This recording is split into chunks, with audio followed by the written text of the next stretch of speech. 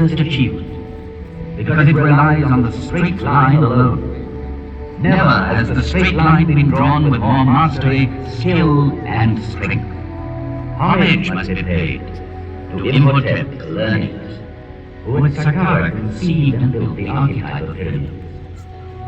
Made up of 6 mastabas, it rose gradually in a broken line of steps. The idea had been born. Calculations had begun. The perfect form was there.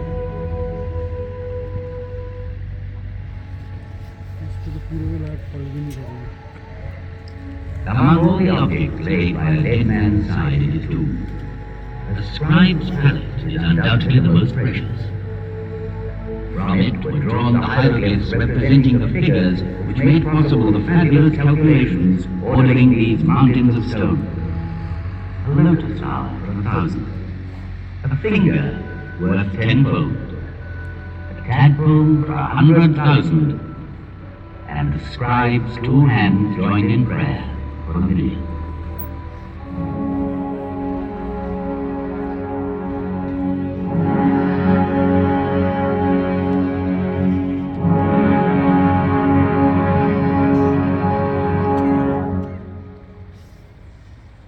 Stone by stone it was built from earth to heaven.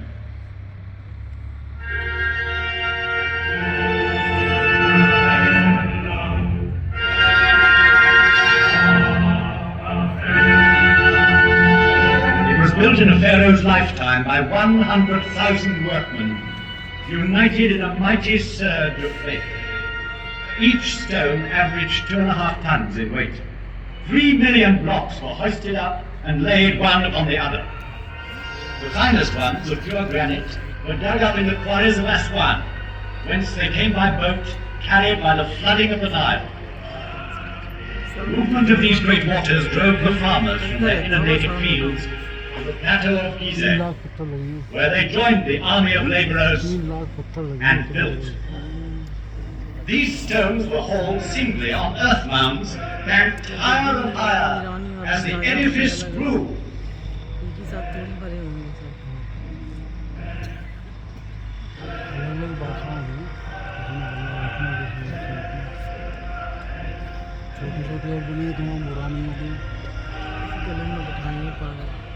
In front of such superhuman effort, can one believe in the legend of the whip?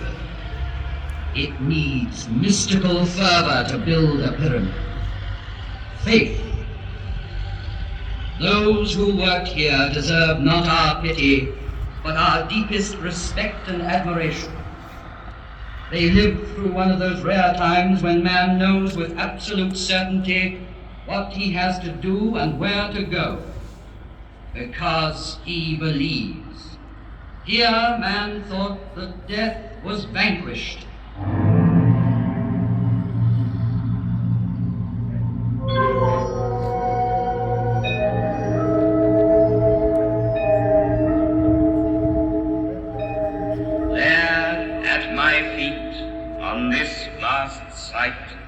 With mankind still in its infancy, walked and worked surveyors, geometers, astronomers to whom no star was unknown, engineers, architects, a whole people, while the rest of the world hunted wild beasts and sheltered in caves.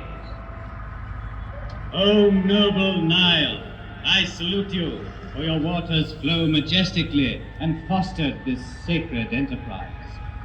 One day the desert sands invaded the fields, marshes dried up on the river's bank. And so, to save his life, man invented civilization.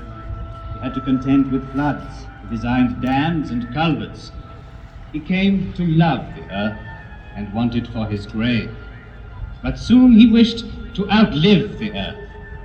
And it was farmers, helped once more by their beneficent river, who built these monumental houses of the dead.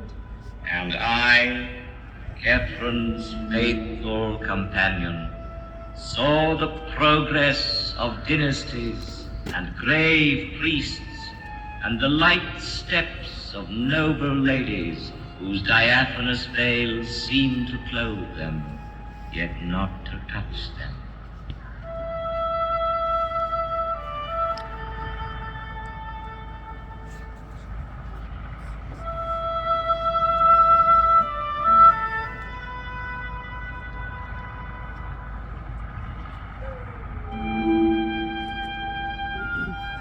Do you remember the story of the falcon that stole a sandal while the women were bathing? He snatched it in his beak and by chance dropped it near a pharaoh who was giving audience in his garden.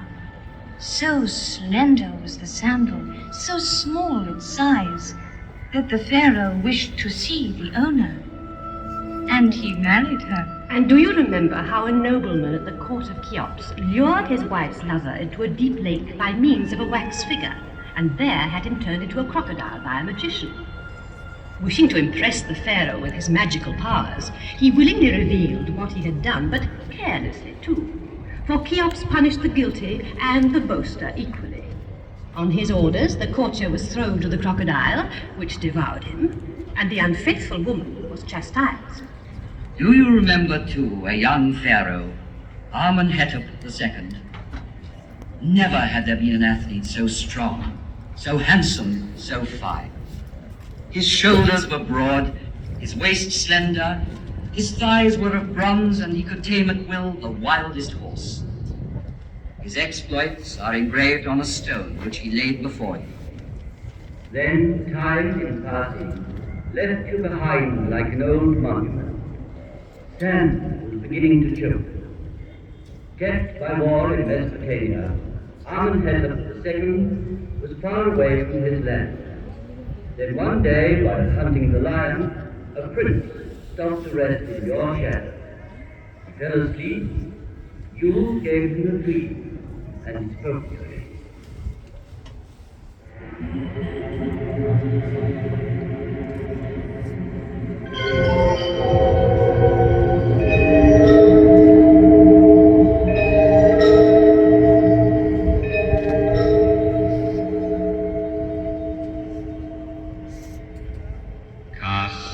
Your eyes upon me, my son.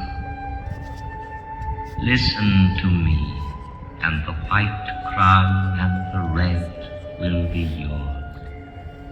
The crown of Upper and of your Egypt. Yours will be the land in its breadth and length. Do you see how I am forlorn? How my body is neglected. I, the master of the plateau of Gizeh. Deliver me from the sands, and you will be king. When he woke up, the young man obeyed, delivered you from the sands, was crowned as King Tutmosis IV, and had engraved between your forelegs the dream you inspired him with. And then there was great rejoicing.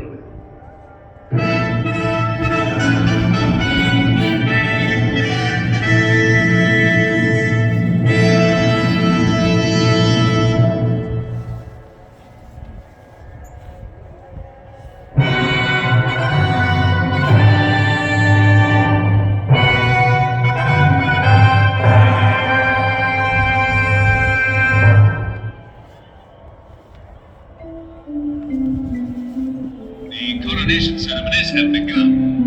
Crowds have gathered on the bank of the Nile to watch the ritual tests of strength. Now the royal barge is coming upriver, manned by 200 oarsmen. Responding to the excitement of the crowd, they increase their pace.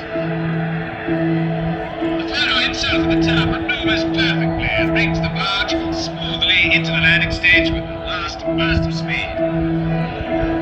Cheers break out as the pharaoh comes ashore and swiftly makes his way towards the targets of copper set for his display of archery.